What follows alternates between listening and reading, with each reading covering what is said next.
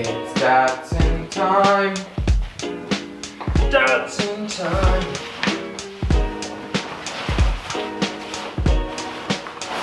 Ooh, baby.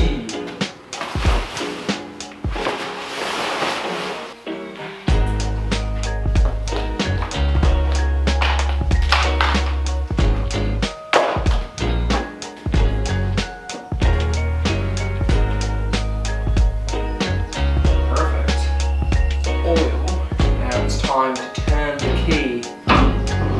See what happens.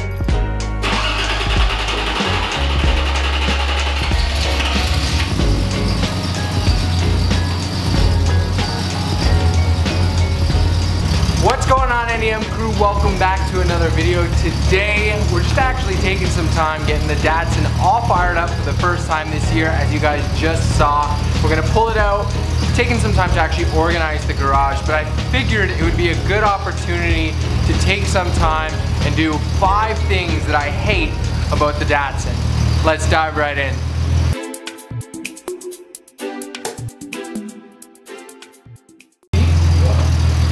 That's it right there. I might just scrap the Recaros and just use that.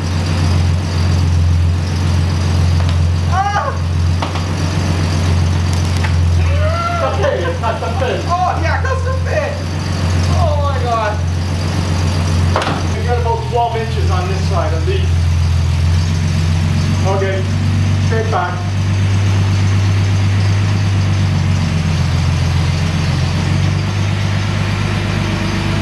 She's running pretty mint, which is good. I like to double check, let her get up to temperature kind of thing. Hopefully you guys can hear me. But kind of make sure there's no sounds, weird things, just from the engine running itself. Seems to be running pretty good.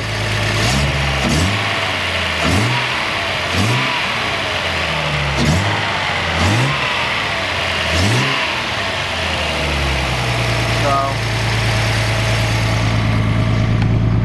we'll give you guys a few revs right quick.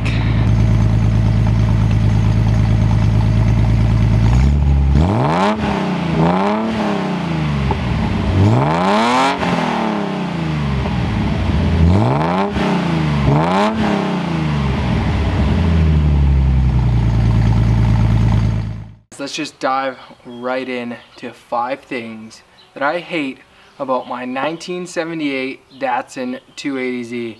Now I've already done a 5 things that I love, and if you guys haven't seen that, I'll put it up in the corner here.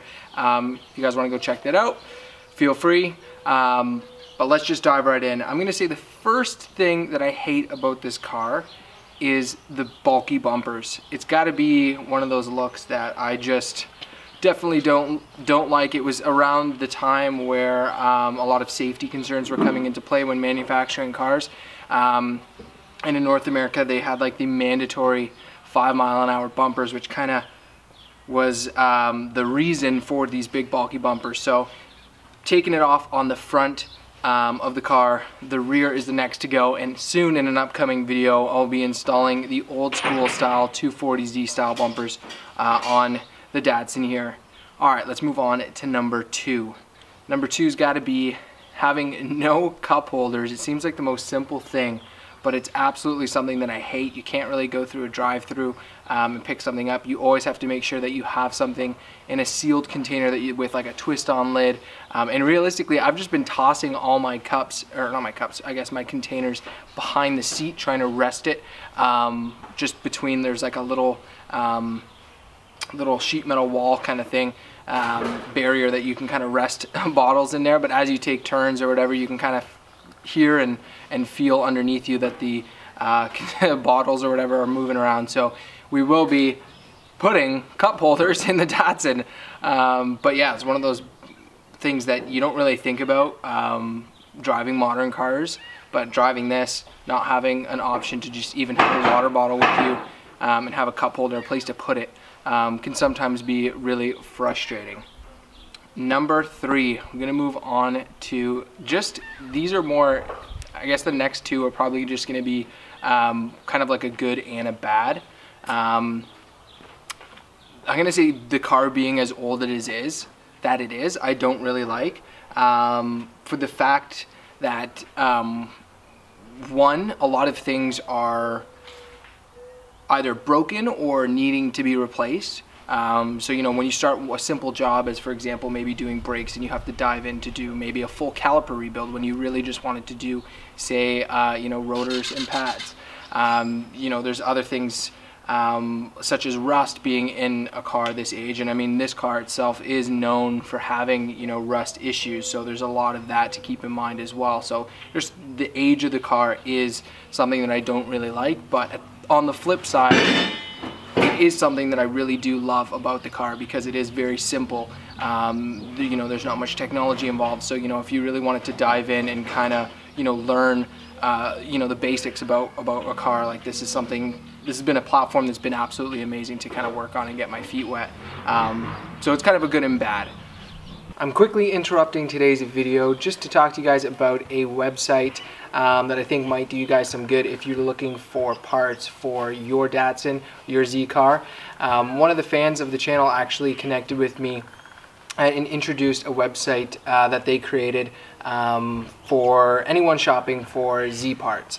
It's not a website where you actually go and you purchase parts directly from. It's a parts comparison website. So you pretty much search in whatever part you're looking for, and it will give you all of the results from the top Z parts stores and suppliers. It's a good resource. It's definitely something that I wish I had access to when I was doing the bigger part of the build for my Z. So the website is Datsun Parts. Instead of an S at the end of parts, there's a Z. I'll put it on the screen here as well as in the description below. Definitely check it out. It's definitely a good resource. It will tell you if any stores have any sales on maybe the part that you're looking for. And in the future, we will be looking at introducing some DIY sections to it. And I'll hopefully be able to use my experiences and the Datsun here to kind of hopefully answer any questions that you do have in regards to kind of working on your Z at home. So again, check out the website. I was really happy to see that connection come through because, again, it is definitely a really good resource, and I'm just passing that along to you guys. So again, take advantage of it. The link will be in the description below. Now let's get back to this video here. All right, moving on to number 4. The fourth thing that I hate about this car is how slow it is. Now, it's not that bad. I feel like I'm kind of hyping it up to being a lot slower than it is, but I mean, for this time, the car was definitely fast. It was meant to compete with, you know, the North American cars at the time that were kind of dominating the market, you know, but for today's day and age, it is definitely not that quick. That being said, again, on the flip side, the part that's nice about that is you can almost be flat out all the time. And you know, you're not really going to get yourself into too much trouble on the streets, which is nice. You know, it's a perfect kind of balance, but at the end of the day, I think I would like this thing to have a little bit more power. So I don't know if that's going to be something that's coming down the line soon. Now that the car is kind of running after we've done all this work to it, I want to try and enjoy it for as many years and seasons as I can. I don't want to have a lot of downtime again, because the majority of my time owning this car right now has been either put away for the storage for the winter or just kind of doing a big, you know, kind of restoration on it. So again, that's kind of, you know, you're kind of looking at the scale, you know, what it's kind of good and bad. But yeah, I think this car having a little bit more power would be absolutely ridiculous. But that's sometimes driving it, I wish something that we had a little bit more of, but that's okay. That one's kind of not really too hard. It's been hard trying to figure out exactly, you know, coming up with 5 things that I don't like about this car, because this car is absolutely amazing, and you know, I wouldn't change that much with it. And my whole experience with the car, like, I don't think I would ever have gone with something else. Like, going back, I don't have any regrets. This would definitely be the same purchase, same car. I've learned so much, but again, there's just a few little things here that I think after having and owning the car for about 4 or 5 years now, you kind of have those little things that kind of bother you. But let's move on to number 5. Now, number 5 isn't really something that's specific to the car itself. However, it is something that I've grown to hate from owning it.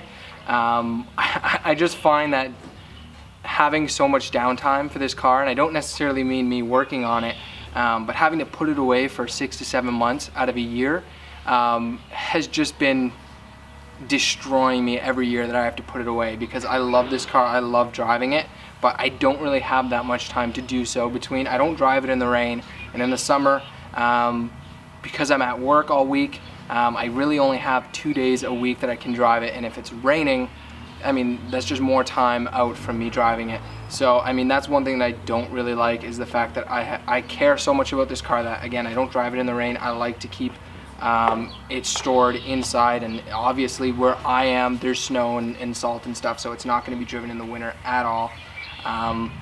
But that's, I think, one of, I don't know, it's just in our area that's what you kind of have to deal with, but it's something that I absolutely hate because I want to drive this thing every single day. Like, for example, today is the first time that this car has started since probably October of 2019. So I mean, it's just one of those things, and right now we're in April 2020, so I mean, what are you gonna do? But that's one of the things that you kind of gotta work through. But I wish I had a little bit more time to enjoy this car in the summer months, or with just nice weather in general. But it is kind of nice though, because you do cherish the moments that you do have with it. You don't take it for granted, you know, being able to drive it all the time. But it would be nice to have a little bit more seat time with this pig, but I'll definitely do my best this year to drive it as much as I can. Alright guys, that's going to be a wrap for today's video. Hope you guys enjoyed it. Oh my god, I can't even... Let's get into the seat a little bit better. By seat, I mean that cardboard box you saw in the beginning of the video. Oh yeah, best seat. Alright, that's going to be it for this video. Hope you guys liked it. I'm going to pull the Datsun in now. It's nice that we know that this thing is running and driving, and yeah, we'll see you guys in the next one. Peace out and stay classy, crew.